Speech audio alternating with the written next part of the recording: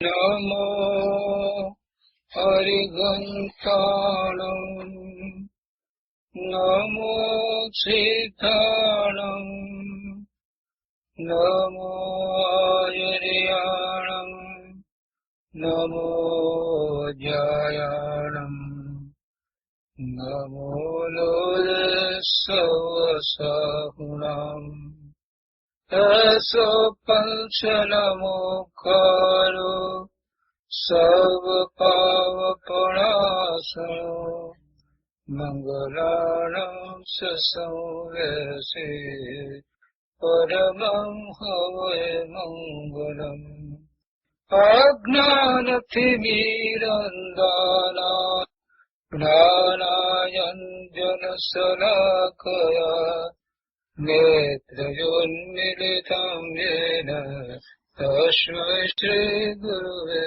નમઃ મુખાદેવ્યાકુક્ષિરત્નં શબ્દજિતભર્યાત્મજં રાજછંદયહં વन्दે તત્વલોચનદાયકં પ્રભુ તત્વલોચનદાયકં.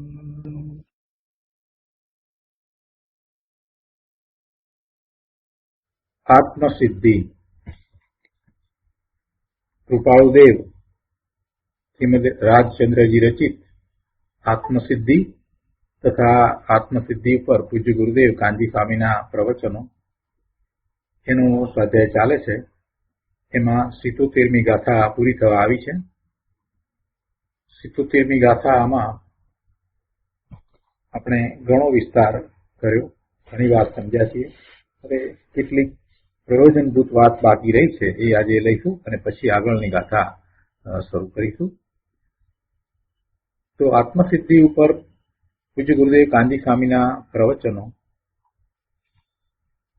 એના પાના નંબર 260 ઉપર અહીંયા બીજા પેરેગ્રાફમાં કહે છે, પાના નંબર 260 બીજા પેરેગ્રાફમાં કહે છે, ત્રિકાળી અકશાય સ્વભાવના આશ્રય વડે ભૂલને ભૂલ જાણે અને ઉપાધિ રૂપ કે પરાધીનતા રૂપ હું નથી એમ જીવ સવળો પડે, સમ્યક અભિપ્રાયની સંભાળ કરે, પ્રત્યેક વસ્તુ તત્વના સ્વતંત્રપણાને કારણે બેઉ દ્રવ્યના લક્ષણ જુદા છે, કાર્ય જુદા છે એમ યથાર્થપણે જાણે માને તો જ સમભાવમાં સમતા સ્વરૂપમાં જ્ઞાતા દ્રષ્ટાપણે નિર્દોષપણે રહી શકાય છે અને તે જ આખા જગતને ઉપકારી નિમિત્ત છે. બહુ સરસ વાત થઈ. ત્રિકાળી અકશાય સ્વભાવના આશ્રય વડે. જો આશ્રય કોનો? પોતાનો ત્રિકાળી અકશાય સ્વભાવ છે, જેમાં કોઈ કશાય નથી એવો આત્માનો સ્વભાવ છે. આ ક્રોધ, માન, માયા, લોભ ને 9 પ્રકારના 9 કશાયો એ આત્મામાં નથી. આત્મા તો પૂર્ણ જ્ઞાન આનંદ સ્વભાવે છે. તો એવા ત્રણેય કાળ રહેતા, ત્રિકાળી એટલે ત્રણેય કાળ જે રહે છે તે અકશાય પોતાનો સ્વભાવ, એવા સ્વભાવના આશ્રય વડે ભૂલને ભૂલ જાણે. સ્વભાવનો આશ્રય કરતા એને ખ્યાલ આવે કે પોતાની ક્યાં ભૂલ છે. પર સંબંધીમાં કર્તાપણાની ભૂલ એને ભૂલ જાણે. પોતાનું પર સંબંધીમાં કાંઈ કરવા પણ નથી, એ મિથ્યા ભાવ છે, અજ્ઞાન ભાવ છે એમ એ જાણે.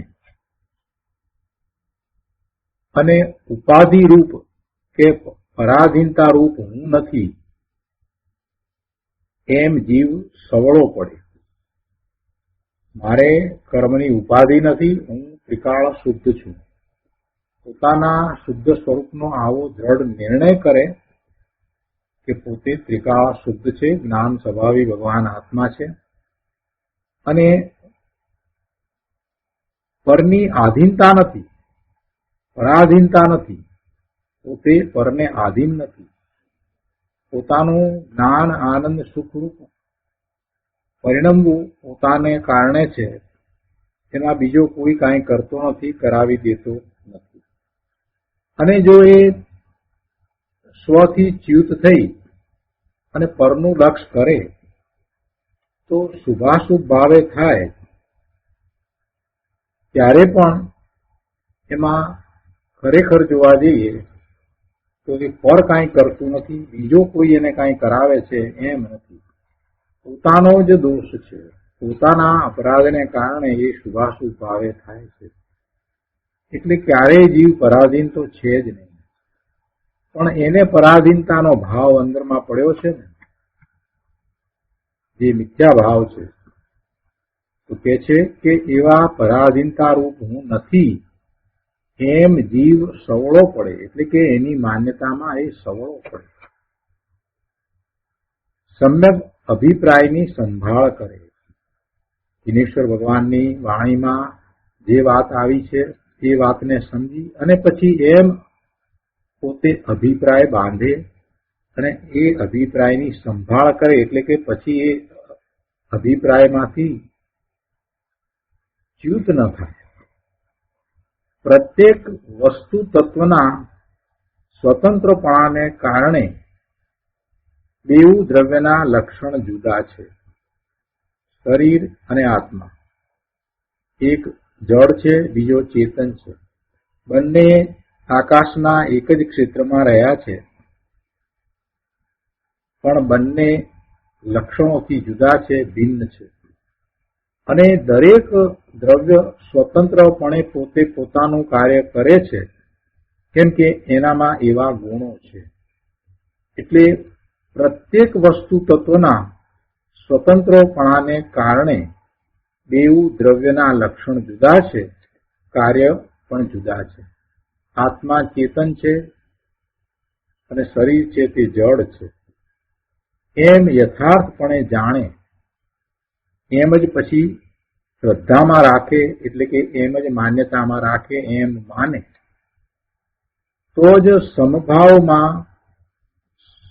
સમભાવમાં એટલે કે સમતા સ્વરૂપમાં જ્ઞાતા દ્રષ્ટાપણે નિર્દોષપણે રહી શકાય છે. તો તે સમભાવમાં રહે. ક્યારે સમભાવમાં રહે?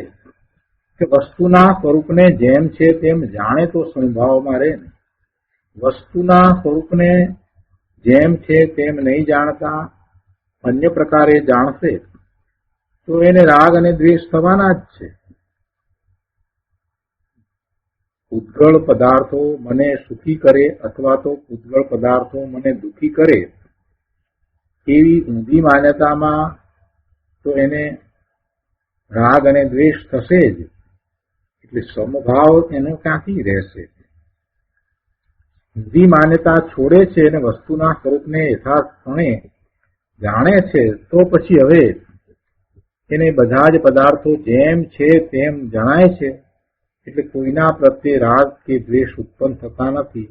એમ એ પોતે સમભાવમાં રહે છે.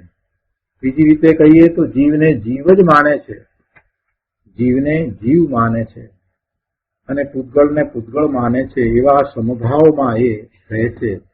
એવો સમતા સ્વરૂપ પોતે છે તો એવા ભાવે એ રહે છે. એટલે કે પરને જાણે છે ત્યારે પણ એનો માત્ર જ્ઞાતા દ્રષ્ટા થાય છે, પણ એની સાથે જોડાઈને એમાં ઇષ્ટ કે અનિષ્ટપણું સ્થાપતો નથી. એમ એ નિર્દોષપણે રહી શકે છે અને તે જ આખા જગતને ઉપકારી નિમિત્ત છે. શું? જ્ઞાતા દ્રષ્ટાપણે રહેવું, નિર્દોષપણે રહેવું. પર નું જ્ઞાન થાય તે વખતે પણ તેની સાથે જોડાવું નહીં અને દોષિત થવું નહીં. એટલે કે પર જે છે એમાં કર્તાપણું ના કરવું, એકત્વ કરવું નહીં, મમત્વ કરવું નહીં, એમાં ઇષ્ટપણું કે અનિષ્ટપણું સ્થાપવું નહીં. એ મને લાભકારી છે કે નુકસાનકારી છે એમ માનવું નહીં. કે જે છે તે છે, એથી વિશેષ મને એ કાંઈ નથી, એમ સમભાવ. સામે જીવ છે તો જીવને જીવ જાણે, પૂતગળ છે તો પૂતગળને પૂતગળ જાણે, એમ સમભાવ. એટલે એ મારાથી જુદા ભિન્ન છે અને એ જ્ઞાન છે, એવો ભાવ છે, એ જ ઉપકારી છે, એ જ આખા જગતને ઉપકારી નિમિત્ત છે. સતને સમજ્યા વિના ઉપકાર શું થાય?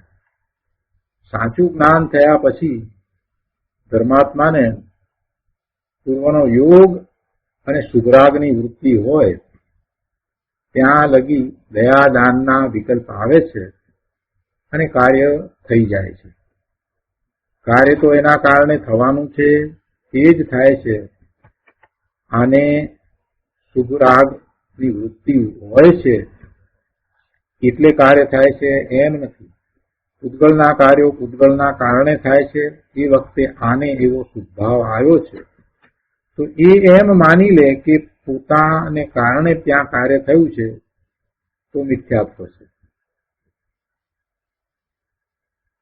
પૂર્વ કર્મ જે બંધાયા એ કર્મ ઉદયમાં આવ્યા છે, તો ધર્માત્માને પણ પૂર્વનો એવો કર્મનો ઉદય વર્તે છે અને સુભાવની વૃત્તિ હોય એટલે દયાદાનના વિકલ્પ પણ આવે અને કાર્ય થઈ જાય છે. એટલે કે સામી વ્યક્તિ છે એને જો લક્ષ્મી આદિ પ્રાપ્ત થવાના હોય એવું પેલાનો પુણ્ય હોય, સામાન્ય પુણ્ય હોય, તો તે પ્રમાણે આ જીવનો જે ભાવ છે તે તેમાં નિમિત્ત કારણ બને અને આ જીવના દેહ આદિની ક્રિયા પણ તેમાં તે પ્રમાણે થયા વિના રહેતી નથી. એટલે એ એમ જ થાય છે. આવો નિમિત્ત નૈમિતિક સંબંધ હોય છે. ધર્માત્મા તે દેહ આદિ રાગ આદિ તથા પુણ્યની ક્રિયાનો પણ કરતા તથા સ્વામી થતો નથી. માત્ર જાણે છે કે તે પરદ્રવ્યનું કાર્ય સ્વતંત્ર તેના ઉપાદાનને આધીન છે. પરદ્રવ્યમાં થતું કાર્ય એ મારે આધીન નથી, પણ એ પરદ્રવ્યનું કાર્ય એના ઉપાદાનને આધીન છે. આત્મા અરૂપી જ્ઞાન સ્વરૂપ છે.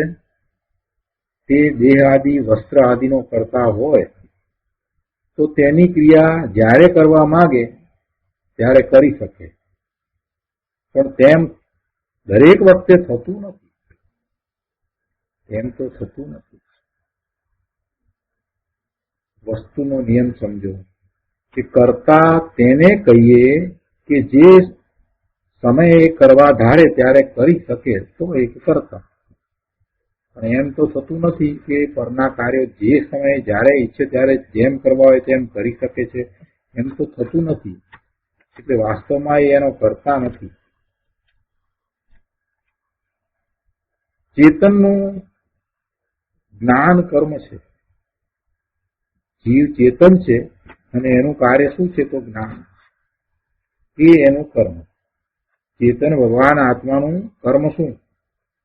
એ જ્ઞાન કરે છે, એ જ એનું કર્મ છે. એ સિવાય બીજું કોઈ એનું કર્મ નથી. એ બીજા કોઈ કાર્ય કરતો નથી. એકમાત્ર જ્ઞાન કરે છે અને એ જ્ઞાનનો એ કર્તા છે. જ્ઞાન સિવાય બીજું કાંઈ કાર્ય થઈ શકતું નથી. આત્મા જ્ઞાન કરી શકે પણ બીજું કાંઈ કરી શકે નહીં. અને પરને તો એ સ્પર્શતોય નથી, તો પછી પરના કાર્ય તો ક્યાંથી કરે? આત્મા પરમાં તો વ્યાપતો પણ નથી, તો પછી એ પરમાં ફેરફાર ક્યાંથી કરે? આ વાતને વારંવાર યાદ કરીને એમાં દ્રઢતા કરવાની છે. અને એમ થશે તો જ પોતે જ્ઞાન સ્વભાવી ભગવાન આત્મા છે એ ભાવની દ્રઢતા થશે. અને એમ દ્રઢતા કરતા એની સાધક દશા ઉત્કૃષ્ટ થતી જશે. દિવસે ને દિવસે એ વધુ ને વધુ ઉત્કૃષ્ટ થશે. એક સમય આવશે કે ત્યારે એ પોતે પોતાના આત્માનો અનુભવ કરી લેશે. પણ દ્રઢતા તો એને કરવી જ પડશે કે પોતે જ્ઞાન સિવાય બીજું કાંઈ કરી શકતો નથી. સદાય જાણ્યા જ કરે એવું જ્ઞાન લક્ષણ એ જ આત્માનું કાર્ય છે, એ જ આત્માનું કર્મ છે, અને એ જ્ઞાન રૂપે જ આત્મા સદાય પરિણમે છે. ત્રિકાળ ચોક્કસ નિયમ છે કે એક દ્રવ્યની ક્રિયા બીજું દ્રવ્ય કરી શકે નહીં. આ વાતને ક્યારેય ભૂલવી નહીં અને પોતે જ્ઞાન સ્વભાવી છે એની દ્રઢતા કરવી. આ બે ઉપર એ લક્ષ્ય આપશે અને એમ એ પુરુષાર્થ શરૂ કરશે ને તો એ ઘણો આગળ વધી જશે.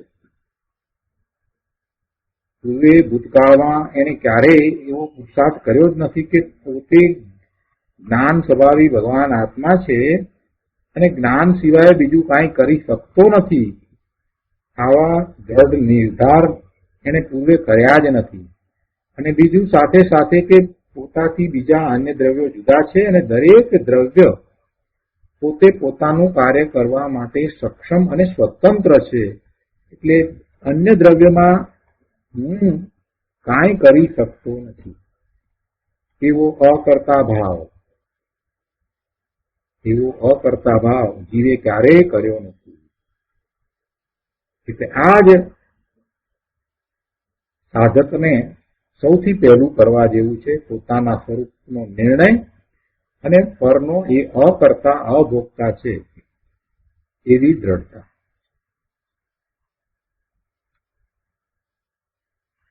દેહનું કંપન થાય છે, અનેક પ્રકારે અણગોઠતી ક્રિયા થઈ જાય છે, ન ઈચ્છી હોય એવી ક્રિયાઓ પણ થાય છે. તો તેમ કરવાની ઈચ્છા નથી છતાં દેહ આદિની ક્રિયા જે થવા યોગ્ય હોય તે થાય છે. દેહમાં જે ઉપાધિ આવે છે તે બધી કઈ આપણે ઈચ્છીએ છીએ એમ તો આવતી નથી. એટલે દેહનું કાર્ય દેહ કરે છે. દેહ બાળકમાંથી યુવાન અને યુવાનમાંથી વૃદ્ધ થાય છે તો એ દેહની ક્રિયા કરનારો એ દેહ પોતે છે. એ પરમાણુના પરિણમન એના કારણે થાય છે. એમાં આત્મા કાંઈ કરી શકતો નથી. આ વાતનો ખૂબ વિચાર કરવા જેવો છે.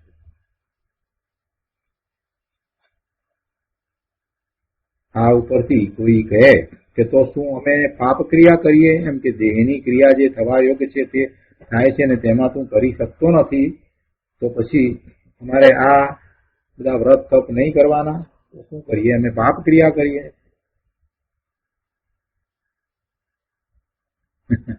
એવો પણ ઊંધો પ્રશ્ન લોકો કરે છે. એમાં ક્યારેય કોઈ જ્ઞાની પુરુષનો એવો ભાવ હોતો જ નથી કે તું પાપની ક્રિયા કે પાપના ભાવ કરે. કેમ કે પરની ક્રિયા તો તું કરી શકતો નથી. તું અશુદ્ધ ભાવે થાય એવું તું કોઈ જ્ઞાની પુરુષ કહેતા જ નથી. પણ એને જે શુદ્ધ વિકલ્પ આવે છે તો એનો એ જે કર્તા થાય છે તો એ કર્તા પણ ટાળીને પોતાના સ્વભાવ ભાવે થવાની અહીંયા તો વાત કરી છે. એના ઊંધા અર્થ ન કરવા જોઈએ. ઘણો વિસ્તાર કર્યો છે. બધાને આ બધું વાંચી લેવા માટે ખાસ અનુરોધ છે. અહીંયા 261 પાના ઉપર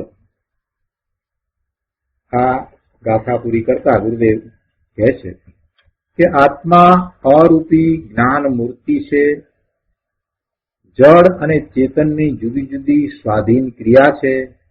માટે તે સંબંધી સમજણનો ખૂબ વિચાર કરવા જેવો છે. આત્મા અરૂપી જ્ઞાન મૂર્તિ છે. એ ચેતન છે. એ ચેતનની અને પેલા પૂદગળ અને બીજા 4 એટલે બધા થઈને 5 જે અચેતન છે એ બધાનું પોતાને આધીન પરિણમન થાય છે. એનો ખૂબ વિચાર કરવા જેવો છે. નિવૃત્તિ લઈને તેનું મનન કરો અને પોતાની જાતના નિર્ણયથી તે માનો. પોતે જાતે નિર્ણય કરો કે હું આત્મા ચેતન અને આ બીજું બધું મારાથી જુદું અચેતન છે. એનો નિર્ણય જાતે કરો એમ કે છે. પછી જ સાચી શ્રદ્ધા થશે. ત્યાં સુધી જાતે નિર્ણય નથી કરતા ને કોઈના કહેવાથી માનશો તો બીજો આવીને બીજી રીતે સમજાવશે તો તમે બીજું પણ માનશો, ત્રીજો આવીને ત્રીજી રીતે વાત કરશે. એટલે એમ નહીં, શાસ્ત્રના આધારે દિનેશ્વર ભગવાનની વાણીમાં જે વાત આવી છે એ શાસ્ત્રમાં આવી છે, અને એના આધારે તમે એ વાતને સમજી અને નિર્ણય કરો અને પછી એવી શ્રદ્ધા કરો. આ સમજ્યા વિના રાગ, દ્વેષ અને મહત્વ ટળી શકે નહીં. જેવું સ્વરૂપ છે તેવું સમજ્યા વિના અનંત કાળમાં રખડવું થયું છે. આ સમજણ વિના બીજા બાહ્ય સાધન પૂર્વે અનંતવાર કર્યા છે. માટે જીવે વિચારવું કે મારું જ્ઞાતા તત્વ કેવું છે, મારું જ્ઞાતા તત્વ કેવું છે, હું કેવડો છું, કરતા ભોગતાપણું કયા પ્રકારે છે, એનો અંતર વિચાર વિના ધર્મ ક્યાંથી થશે?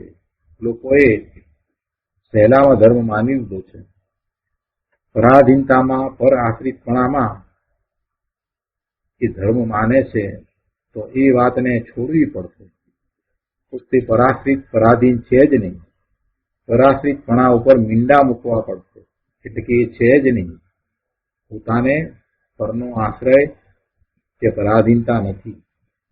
અને ધર્મ પણ પોતે સ્વના આશ્રય સ્વાધીનપણે પ્રગટ કરે છે. પોતાના શુદ્ધ સ્વરૂપને પ્રગટ કરવા માટે એ સમર્થ છે.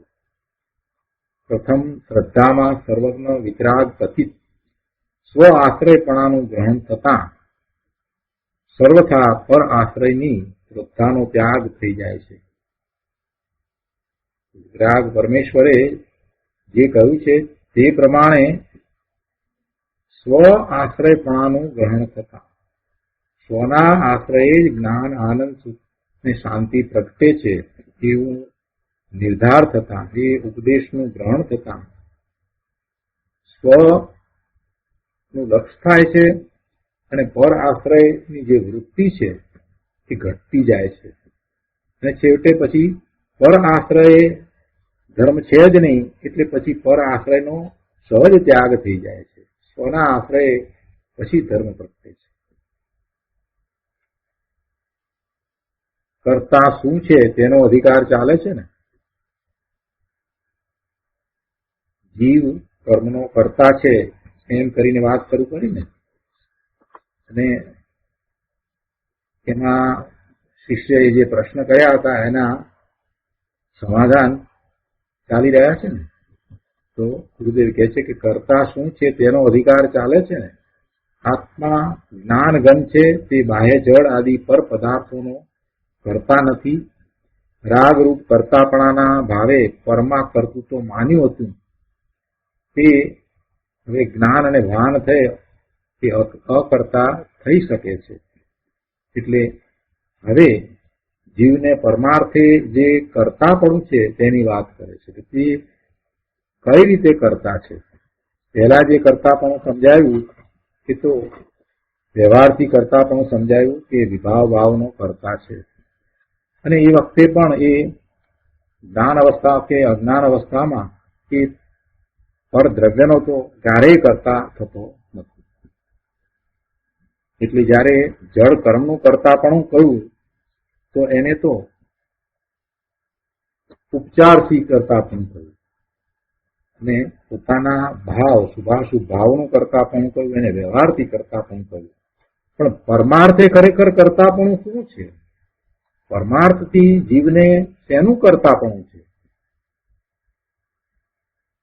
તો હવે એની વાત આવે છે. જીવને પરમાર્થે જે કરતાપણું છે એની વાત હવે 78મી ગાથામાં સમજાવે છે. તો આપણે પહેલા 78મી ગાથા લઈશું અને પછી એ ગાથાનો વચનામૃતમાંથી અર્થ લઈશું. પછી પૂજ્ય ગુરુદેવ પાસેથી એ વાતને વધારે સમજીશું.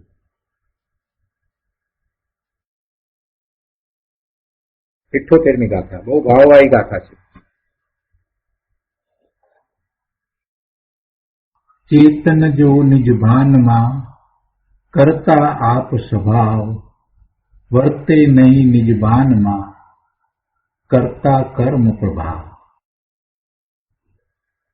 બહુ સરસ ગાથા. ચેતન જો નિજ ભાનમાં પોતે પોતાના ભાનમાં છે તો પોતાના સ્વભાવ ભાવનો જ કરતા છે, કરતા આપ સ્વભાવ. એ સુંદર વાત કરી છે.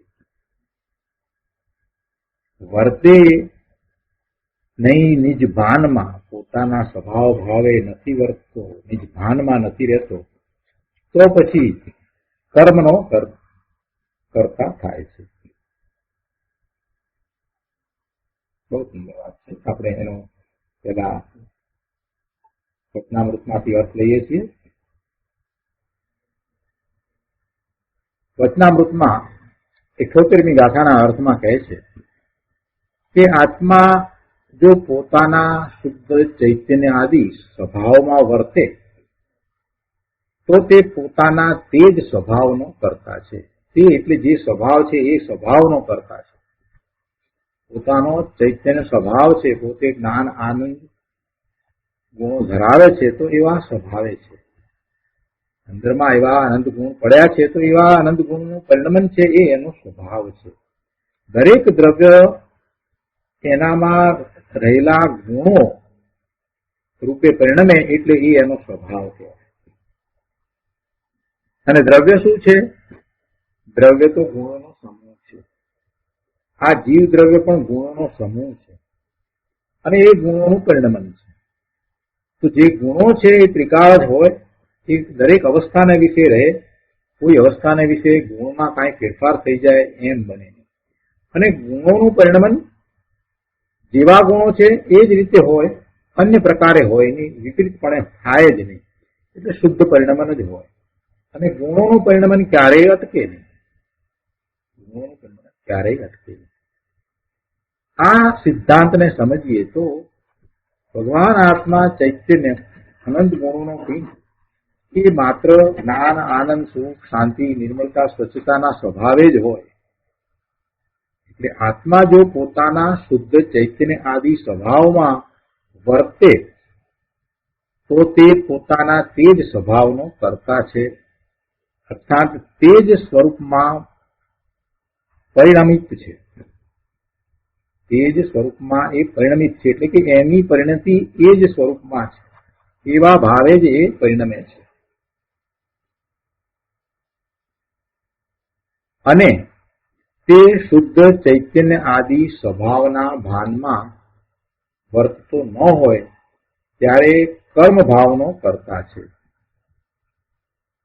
શુદ્ધ ચૈતન્ય ભગવાન આત્મા પોતાને છોડીને, સ્વને છોડીને એટલે કે સ્વભાવ ભાવમાં ન રહીને જ્યારે વર્તે તો ત્યારે એ કર્મ ભાવનો કરતા થાય છે.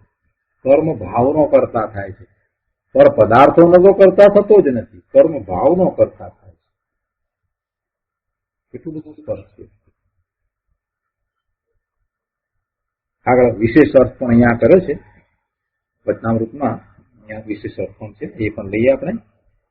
કહે છે કે પોતાના સ્વરૂપના ભાનમાં આત્મા પોતાના સ્વભાવનો એટલે ચૈતન્ય આદિ સ્વભાવનો જ કરતા છે, અન્ય કોઈ પણ કર્મ આદિનો કરતા નથી.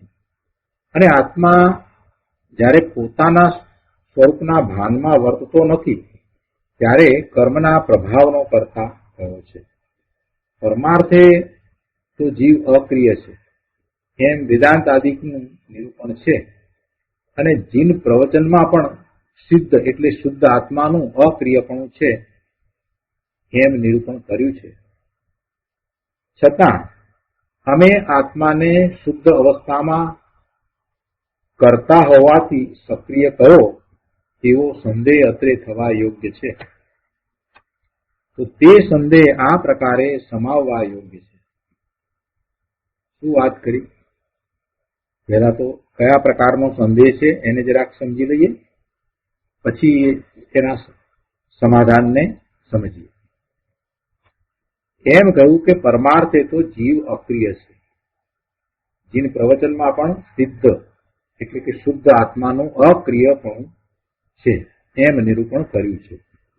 છતાં અમે આત્માને શુદ્ધ અવસ્થામાં કરતા કયો, અહીંયા અક્રિય કયો ને, તે છતાં પણ અમે આત્માને શુદ્ધ અવસ્થામાં કરતા હોવાથી સક્રિય કયો એવો સંદેહ અત્રે થવા યોગ્ય છે. શુદ્ધ અવસ્થામાં કરતા હોવાથી સક્રિય થયો એવો સંદેહ થવા યોગ્ય છે. તો તે સંદેહ એટલે કે એ સક્રિય છે એવો સંદેહ એને સમાવવા જેવો છે.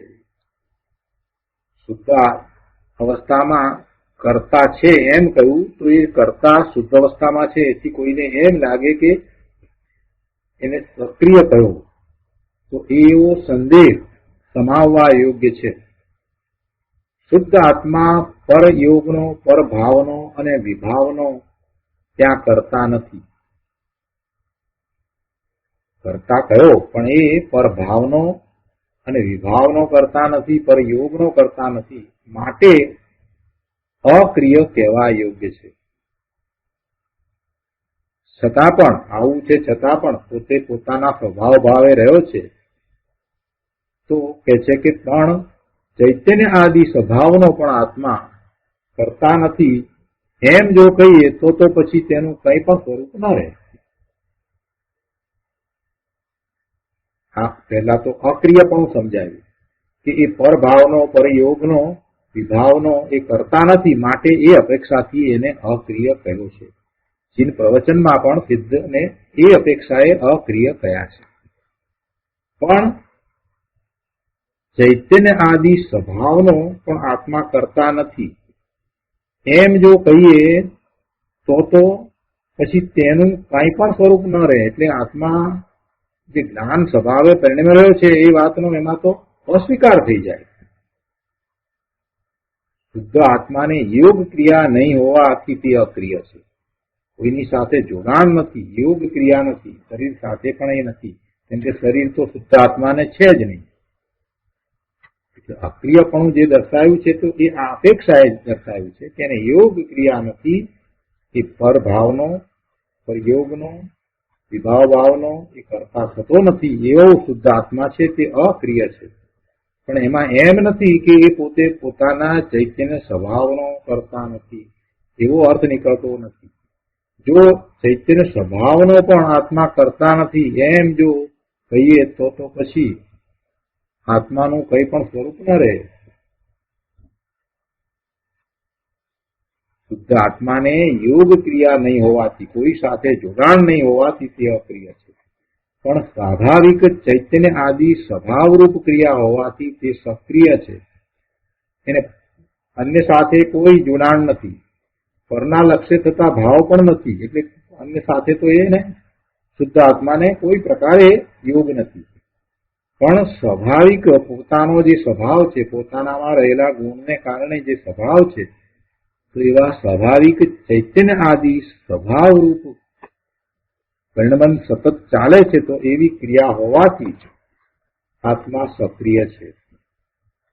ચૈતન્ય આત્મપણું આત્માને સ્વાભાવિક હોવાથી તેમાં આત્માનું પરિણમવું તે એકાત્મપણે જ છે અને તેથી પરમાર્થ નયથી સક્રિય એવું વિશેષણ ત્યાં પણ આત્માને આપી શકાય નહીં. આ વાતને પણ જરા સમજીએ ફરીથી. શું કહે છે કે ચૈતન્ય આત્મપણું આત્માને સ્વાભાવિક હોવાથી તેમાં આત્માનું પરિણમવું તે એક આત્મપણે જ છે અને તેથી પરમાર્થ નયથી સક્રિય એવું વિશેષણ ત્યાં પણ આત્માને આપી શકાય નહીં. કેમ કે એ તો એનું સહજ છે, સ્વાભાવિક છે. એટલે પરમાર્થ નયથી સક્રિય એવું વિશેષણ ત્યાં આત્માને આપી શકાય નહીં. નિજ સ્વભાવમાં પરિણમવા રૂપ સક્રિયતાથી, નિજ સ્વભાવમાં પરિણમવા રૂપ સક્રિયતાથી નિજ સ્વભાવનું કર્તાપણું શુદ્ધ આત્માને છે. તેથી કેવળ શુદ્ધ સ્વધર્મ હોવાથી એકાત્મપણે પરિણમે છે. આવી વાત છે. તેથી અક્રિય કહેતા પણ દોષ નથી. અપેક્ષા સમજવાની, જે અપેક્ષાથી અક્રિય કહેવામાં આવ્યો છે એ અપેક્ષા સમજવી, એટલે એમાં કોઈ દોષ આવતો નથી. જે વિચારે સક્રિયતા અક્રિયતા નિરૂપણ કરી છે તે વિચારના પરમાર્થને ગ્રહીને સક્રિયતા અક્રિયતા કહેતા કશો દોષ નથી. એટલે વસ્તુના સ્વરૂપને અનેકાંત દ્વારા સમજાવ્યું છે કે કોઈ પ્રકારે એને સક્રિય પણ કહેવાય અને કોઈ પ્રકારે એને અક્રિય પણ કહેવામાં આવે. એટલે જ્યાં જે રીતે અપેક્ષાથી વાત કહી હોય તે અપેક્ષાથી એ વાતને સમજવી જોઈએ.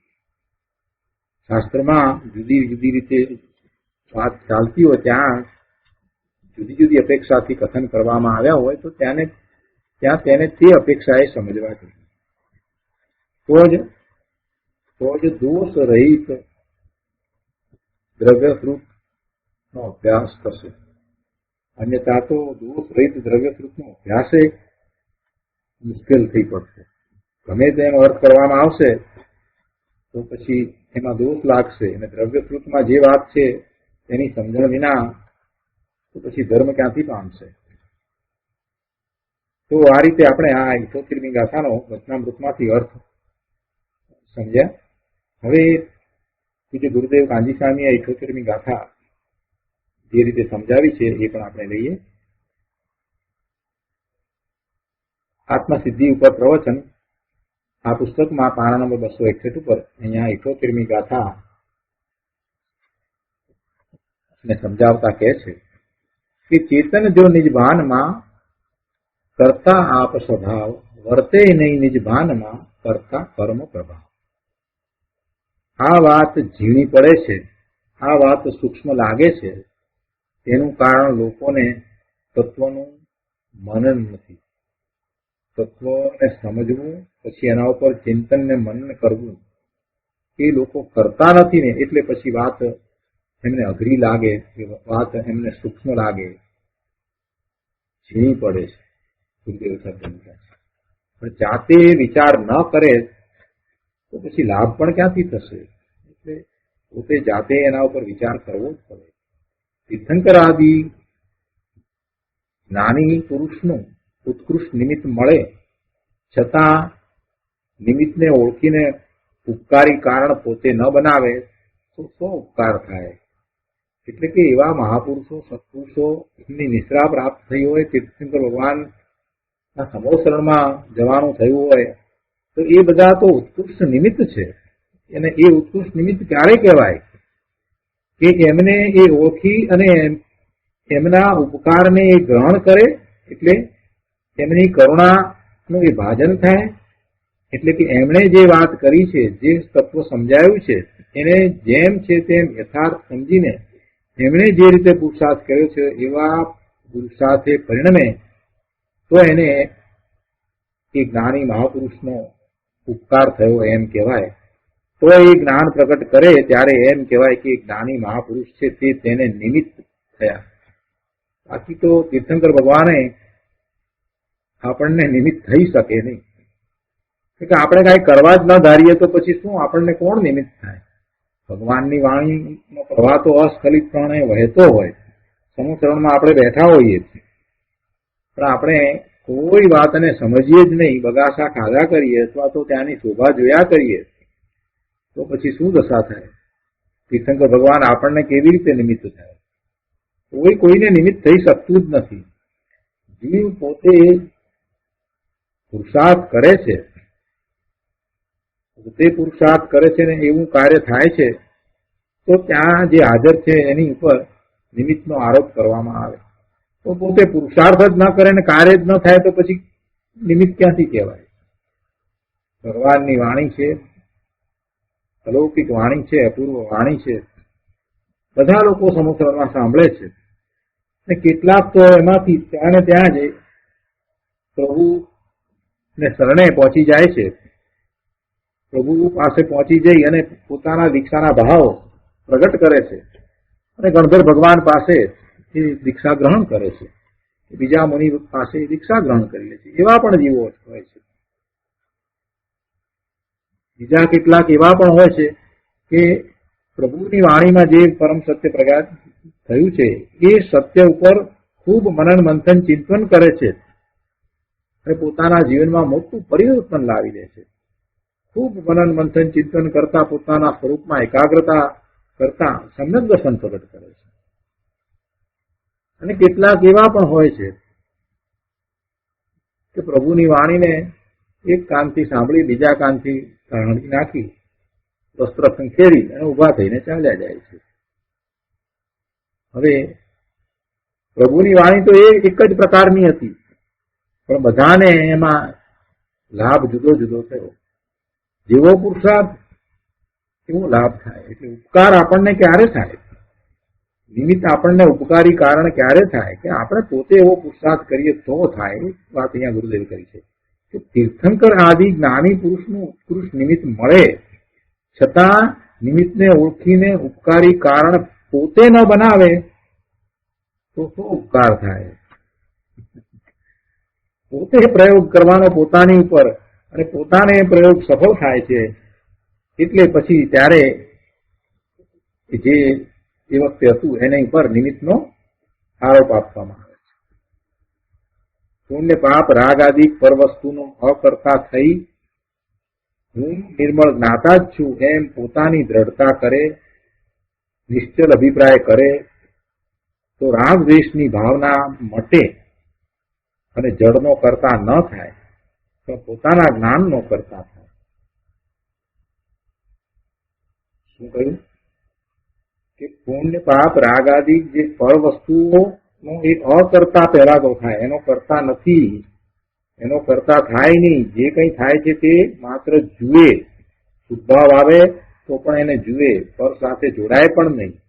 અને એક વાત હોય કે હું નિર્મળ જ્ઞાતા જ છું, બીજું કાંઈ નથી, એમ પોતાની દ્રઢતા કરે, નિશ્ચલ અભિપ્રાય કરે. એ અભિપ્રાયમાંથી એને કોઈ ફેરવી ન શકે એવો નિશ્ચલ અભિપ્રાય કરે, હું નિર્મળ જ્ઞાતા જ છું. બસ આ જ એક વાતને પકડવાની, દ્રઢતા કરવાની. અને પછી પોતાના અભિપ્રાયમાં તો એમ જ હોવું જોઈએ કે ના, હું ખરેખર જ્ઞાન સ્વભાવી ભગવાન આત્મા જ છું. આ વાત તો એને બરાબર બેસી જવી જોઈએ. કોઈ ગમે તે એને ફેરવવા માંગે તો પણ એમાંથી એને ફરવું નથી. અભિપ્રાયમાં તો એમ જ હોય. ભલે વ્યવહારમાં કાંઈક વાત કરે, બોલે, કરે, તે છતાંય અંદરમાં એને અભિપ્રાયમાં તો એમ જ કે ના, હું જ્ઞાન સ્વરૂપ ભગવાન આત્મા જ છું. કેમ કે તીર્થંકર ભગવાનના જ્ઞાનમાં એમ જ હું આવ્યો છું, સમાન ભગવાન આત્મા જ છું, જ્ઞાન સ્વરૂપ જ છું. આ વાત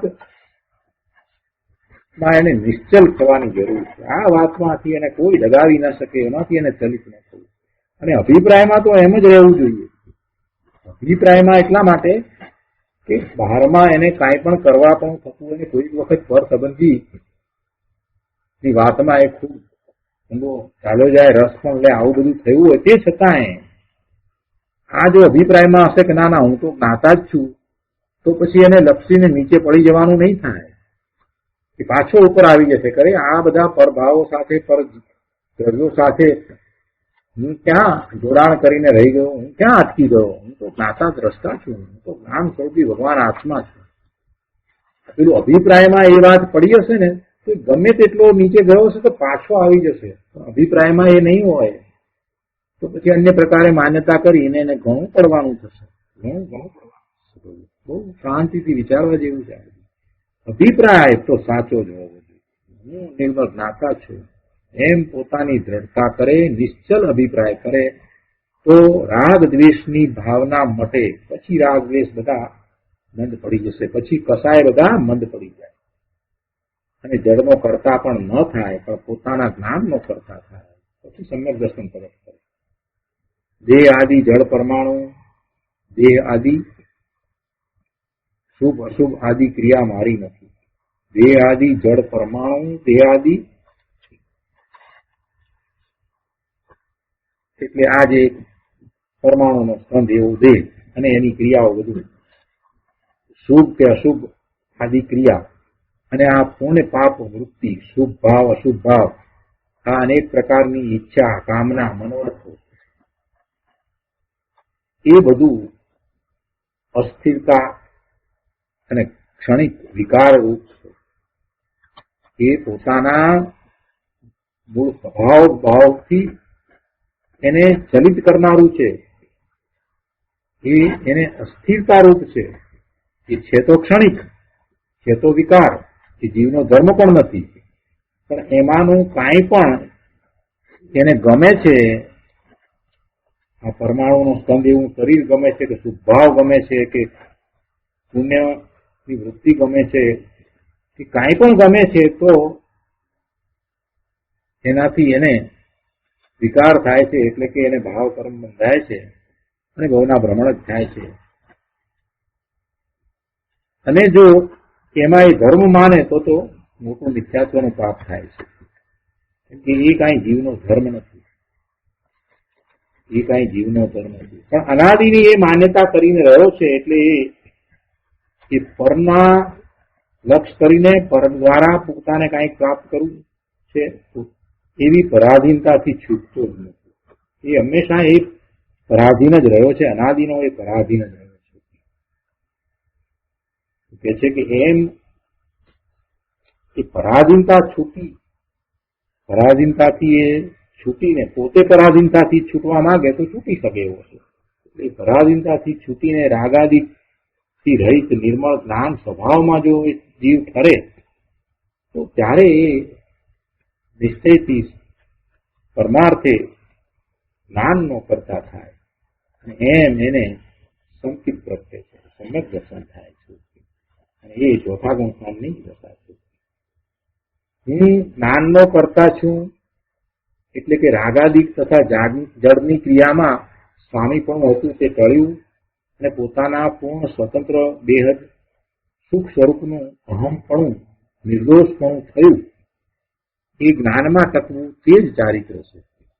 જ્ઞાન થયું અને પછી જ્ઞાનમાં ટકી રહેવું એનું નામ ચારિત્ર, એ નિશ્ચય ચારિત્ર. પોતે સ્વરૂપનું જ્ઞાન કરે અને પછી એવા જ્ઞાન ભાવે પોતે ટકી રહે એનું નામ જ ચારિત્ર છે.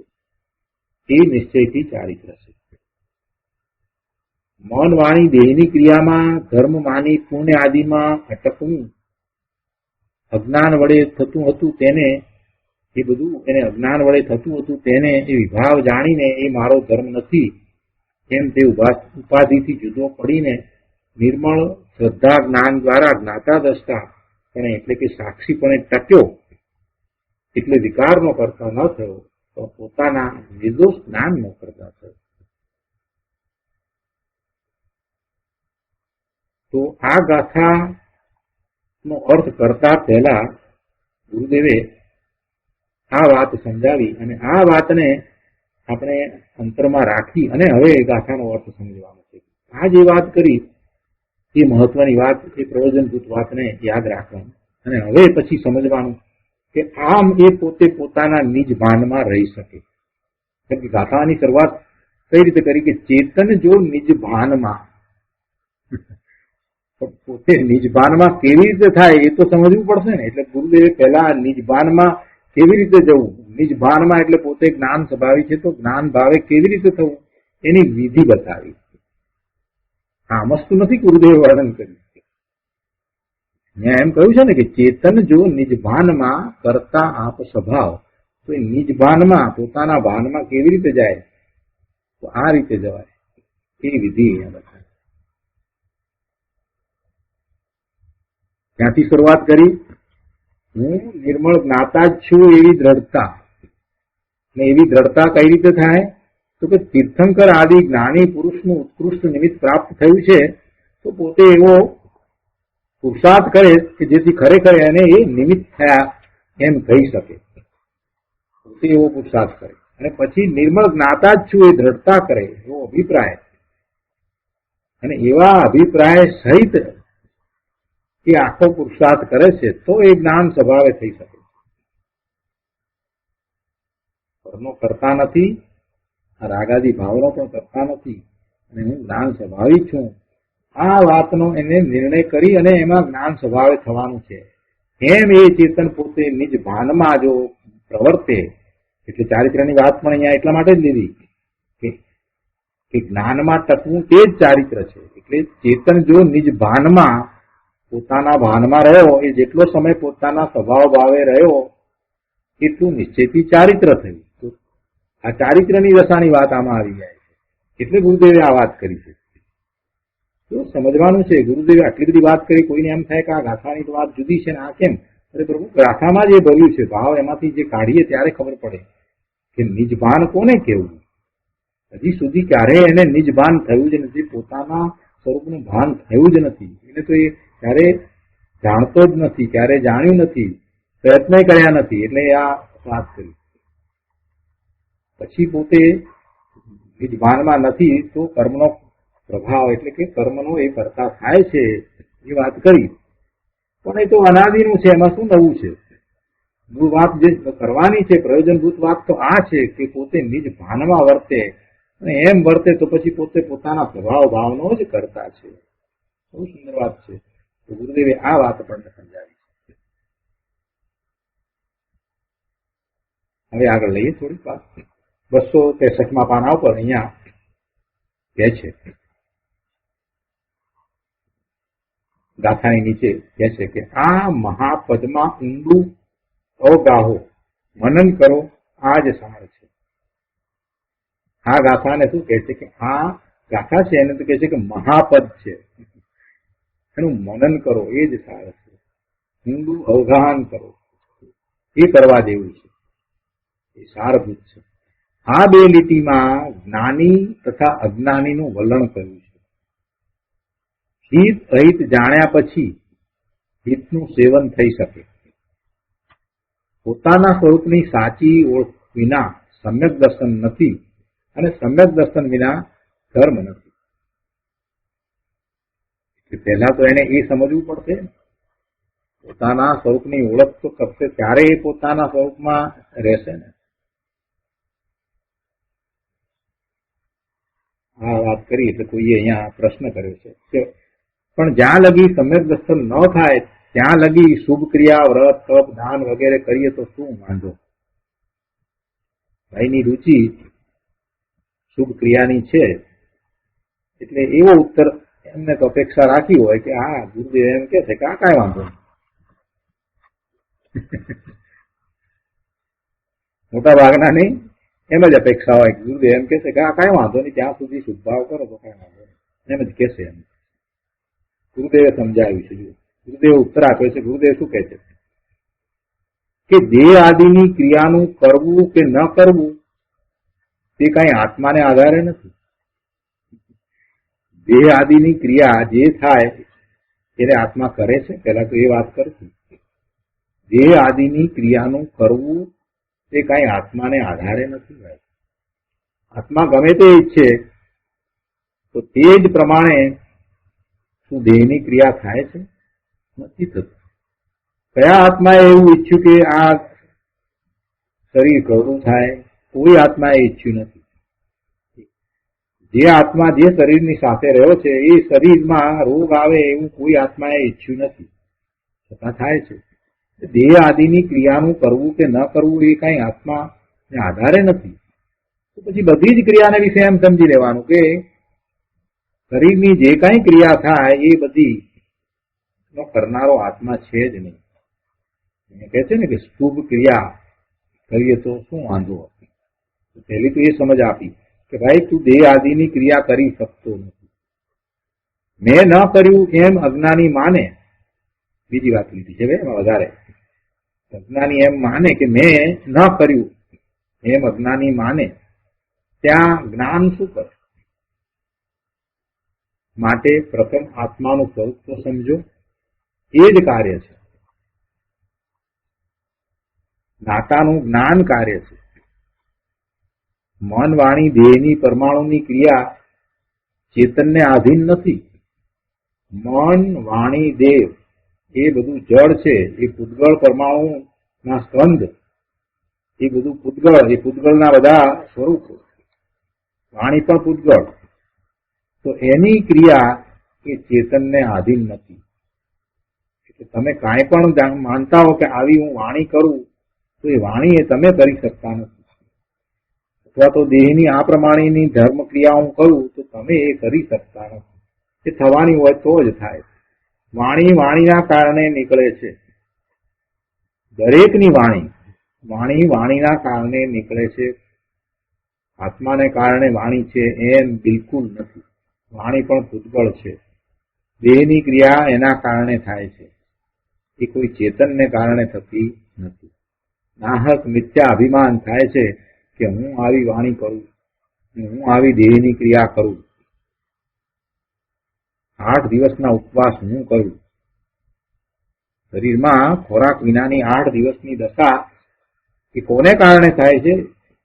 એ આત્માને કારણે નથી થતી, એ દેહને કારણે થાય છે. દેહની એવી જ ક્રિયા એમ જ થવાની હતી તે જ થાય છે. માત્ર નિમિત્ત નૈમિત્તિક સંબંધ છે. એને એ વખતે એવો સ્વભાવ આવ્યો છે ખાવાની નિવૃત્તિ કરવાનો, ખાવા સંબંધીની જે વૃત્તિ હતી એને સમાવી દેવાનો એને વિકલ્પ આવ્યો છે કે ખાવું નથી, બસ ખાવા પ્રત્યે ધ્યાન પણ આપવું નથી. પણ એ દેહની જે ક્રિયા એ વખતે જે થઈ ખોરાક વિનાની એ એને કારણે જ થઈ. અને ખોરાક શરીરમાં આવે છે તો પણ એ ખોરાકના નિમિત્તે દેહની જે ક્રિયા થવાની છે તે જ થાય છે. એ ખોરાકના પરમાણુ કઈ દેહના પરમાણુને પરિણમાવતા નથી. હા, એના કરતા સૂક્ષ્મ વાત છે. માથું દુખવાની ગોળી લઈએ માટે માથું મટી જાય છે એમ નથી. અઘરું પડે એવું છે, પણ જરાક વિચારવાનું કે બે દ્રવ્ય જુદા છે. એક દ્રવ્ય બીજા દ્રવ્યનું કાંઈ કરતું જ નથી, માત્ર એનું નિમિત્ત કારણ થાય છે. આ વાત જેને સમજાઈ જાય છે એને બધું સરળ છે. અહીંયા કે છે ગુરુદેવ કે નાહકનો મિથ્યા અભિમાન કરે છે કે આ વાણી હું કરું છું, આ દેહની ક્રિયા હું કરું છું. છતાં શુભ તજીને પાપ કરો એમ કહેવું નથી. કોઈ જ્ઞાની પુરુષનું એમ કહેવું તો છે જ નહીં કે શુભ તજીને પાપ કરો એમ કહેવું તો છે જ નહીં. પણ એ વડે મને ગુણ થશે, ધર્મ થશે. એટલે એ વડે એટલે આ શુભ ભાવથી પણ મને ધર્મ થશે, એ મારું કર્તવ્ય છે, એ કરું તો ઠીક થાય. એ બુદ્ધિ જ મહામિથ્યાત્વનું પોષણ છે. એ બુદ્ધિ કાઢી નાખવા જેવી છે. શુભ ભાવ આવે પણ શુભ ભાવથી મને ધર્મ થશે, ગુણ થશે એમ નહીં, પરંતુ મારા સ્વરૂપમાં જઈશ તો મને ગુણ થશે, તો મને ધર્મ થશે. એવી બુદ્ધિ રાખવાની જરૂર છે, એમાં બદડતા કરવાની જરૂર છે. અન્યથા જો એમ રાખશે કે ના શુભ ભાવથી કંઈક તો થાય છે, સાધન છે, આમ છે, તેમ છે, તો એ શુભ ભાવમાં ધર્મ બુદ્ધિ એ મિથ્યાત્વનું પોષણ કરનારી છે. અને એ મિથ્યા માન્યતાનો અભાવ કરવા માટે માન્યતા બદલવાની જરૂર છે. તો આજે આ વાત કરી, આજનો સ્વાધ્યાય આપણે અહીંયા સુધી રાખીએ છીએ.